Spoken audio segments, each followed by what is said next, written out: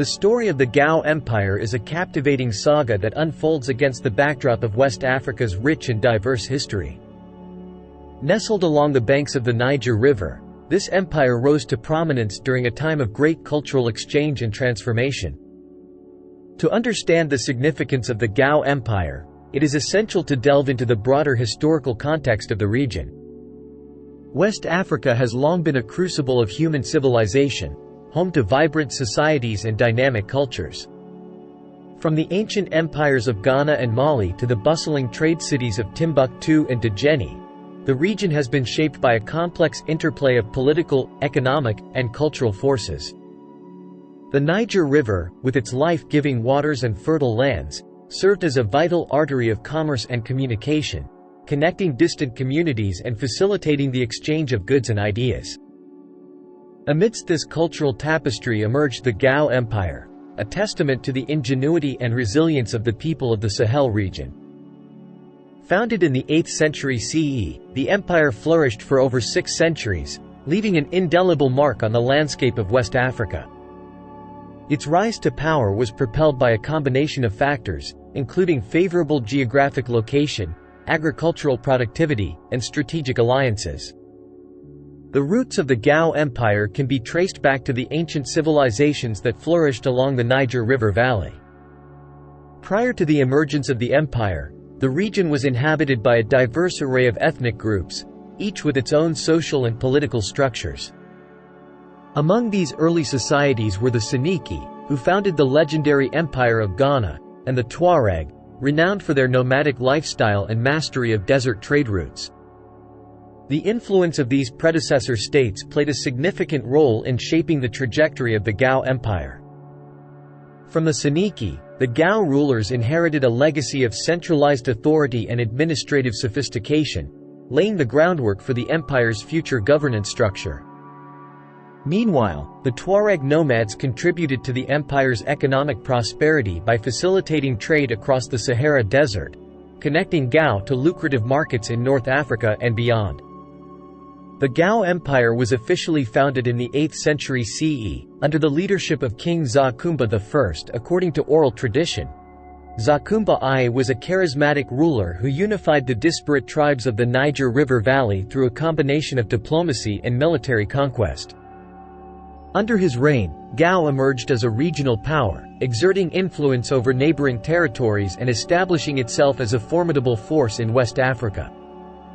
The early expansion of the Gao Empire was fueled by a combination of factors, including population growth, agricultural productivity, and strategic alliances. As the empire grew, it absorbed smaller kingdoms and chiefdoms, incorporating their resources and manpower into its burgeoning domain. This process of territorial expansion was facilitated by the empire's control over key trade routes, which enabled it to accumulate wealth and maintain a standing army capable of projecting power throughout the region. The political structure of the Gao Empire was characterized by a centralized system of administration and a highly developed bureaucracy. At the heart of this system was the imperial court, which served as the seat of government and the locus of power. Surrounding the emperor were a cadre of appointed officials, each responsible for overseeing specific aspects of governance and administration. The empire was divided into administrative districts, known as provinces, each governed by a provincial governor appointed by the emperor. These governors were tasked with collecting taxes, maintaining order, and implementing imperial decrees within their respective jurisdictions. Beneath them were local administrators, known as village chiefs or district heads, who administered justice and resolved disputes at the grassroots level. The bureaucracy of the Gao Empire was organized along hierarchical lines, with officials ranked according to their proximity to the emperor and the importance of their portfolios. At the apex of the bureaucratic hierarchy was the vizier, or chief minister, who served as the emperor's most trusted advisor and chief administrator.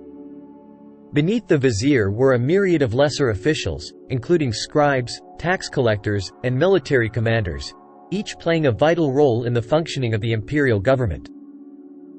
Leadership in the Gao Empire was hereditary, with succession typically passing from father to son within the ruling dynasty.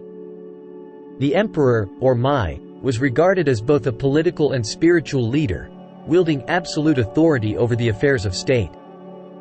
His legitimacy was derived from a combination of royal lineage, military prowess, and religious sanction, with the emperor often being revered as a semi-divine figure by his subjects. Succession was not always a smooth process, however, and rival claimants to the throne often vied for power following the death of a monarch. To mitigate the risk of dynastic conflict, the Gao rulers implemented various succession laws and protocols designed to ensure a smooth transition of power. In some cases, the emperor would designate his chosen heir before his death, thereby preempting potential disputes and consolidating the legitimacy of the new ruler. Despite these precautions, succession crises were not uncommon in the Gao Empire, and rival factions frequently engaged in political intrigue and armed conflict to secure control of the throne. The stability of the empire often depended on the strength of the ruling dynasty and the ability of successive emperors to assert their authority over potential challengers. In times of weakness or instability, external powers would sometimes exploit dynastic rivalries to further their own interests, posing a threat to the integrity and cohesion of the empire. The economic prosperity of the Gao Empire was deeply rooted in its agricultural productivity and efficient resource management.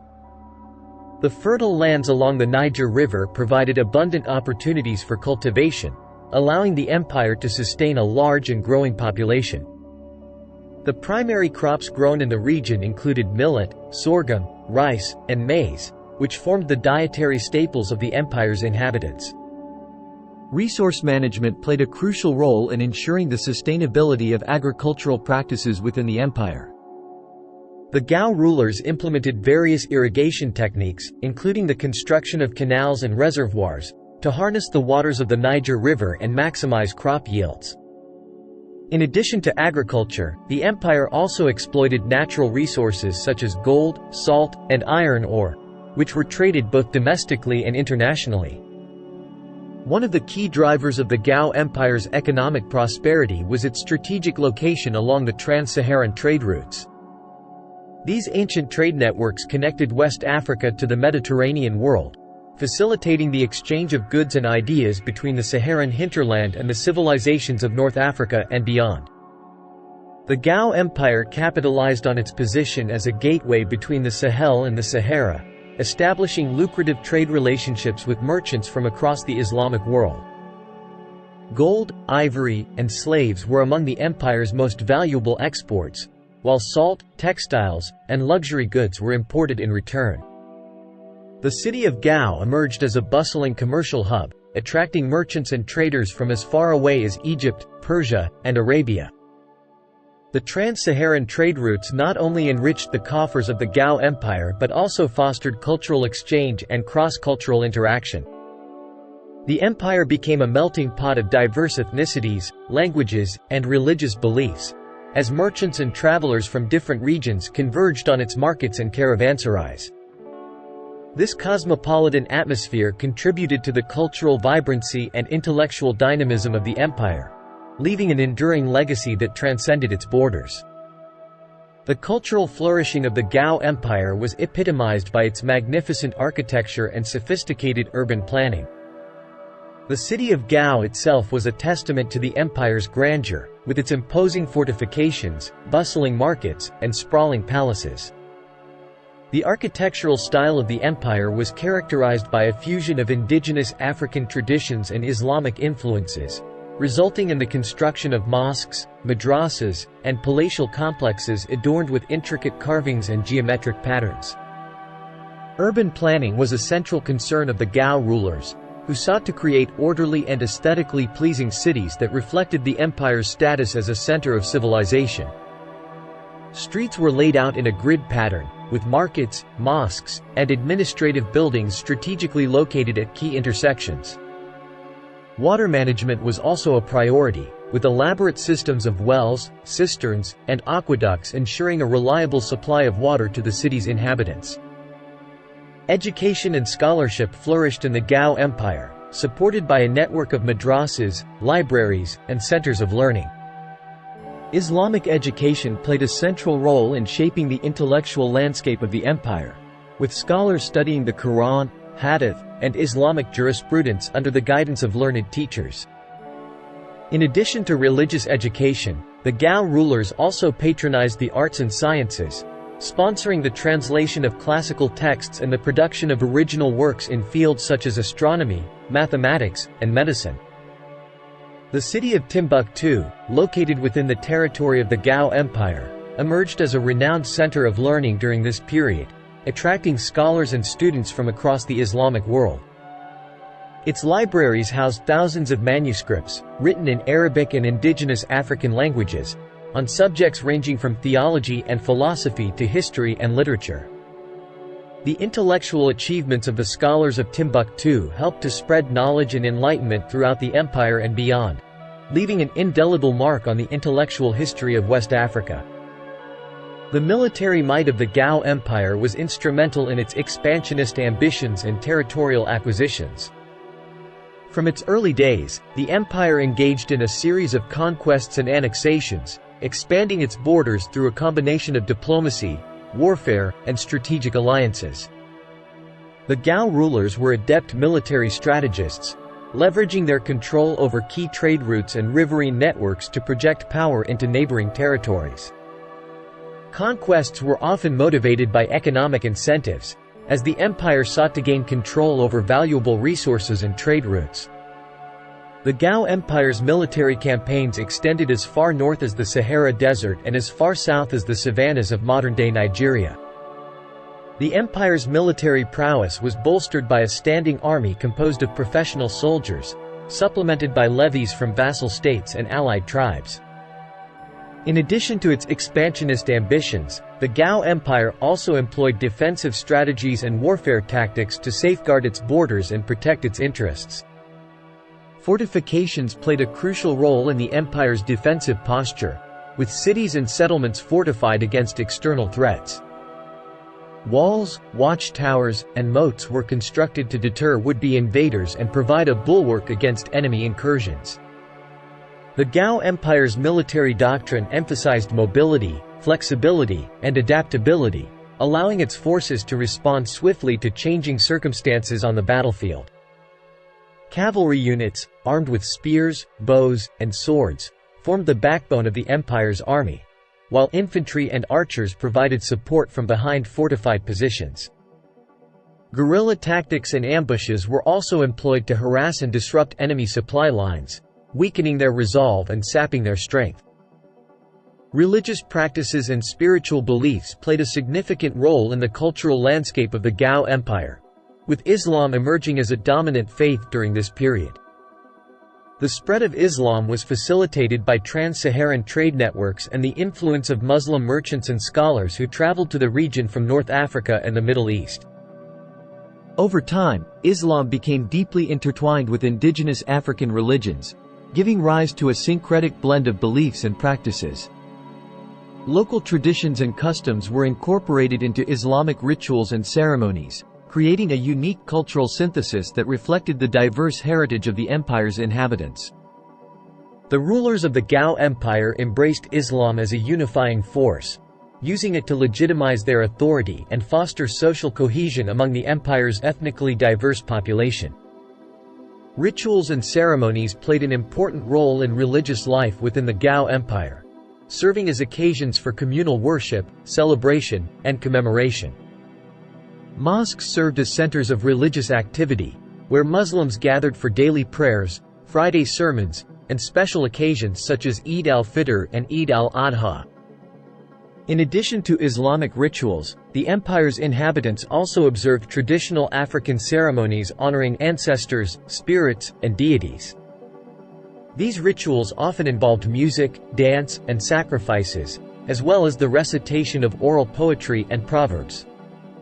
Festivals and religious processions provided opportunities for social interaction and cultural exchange, reinforcing the bonds of community and identity within the empire. Despite its military might and cultural achievements, the Gao Empire eventually succumbed to a combination of internal dissension and external threats. Dynastic rivalries and succession disputes weakened the empire's central authority, leading to factionalism and infighting among the ruling elite. At the same time, external threats from neighboring states and empires, such as the Songhai Empire to the west and the Fulani Jihad to the east, put additional pressure on the empire's already fragile borders. The decline and fragmentation of the Gao Empire marked the end of an era in West African history, but its legacy endured in the collective memory of the region's inhabitants. The empire's cultural achievements, economic prosperity, and military prowess left an indelible mark on the socio-political landscape of West Africa, shaping the course of history for centuries to come. Although the empire itself may have faded into obscurity, its spirit lived on in the traditions, customs, and aspirations of the peoples who inherited its legacy. The study of the Gao Empire holds profound implications for our understanding of West African history and the broader dynamics of human civilization. By unraveling the mysteries of this forgotten empire, we gain insight into the complexities of state formation, economic development, and cultural exchange in pre-colonial Africa. The rise and fall of the Gao Empire underscore the resilience and ingenuity of the peoples of West Africa, who navigated the challenges of political instability, environmental change, and external pressures with resourcefulness and adaptability. The empire's legacy lives on in the traditions, customs, and identities of the region's inhabitants, serving as a testament to the enduring spirit of innovation and resilience that continues to shape the course of African history to this day.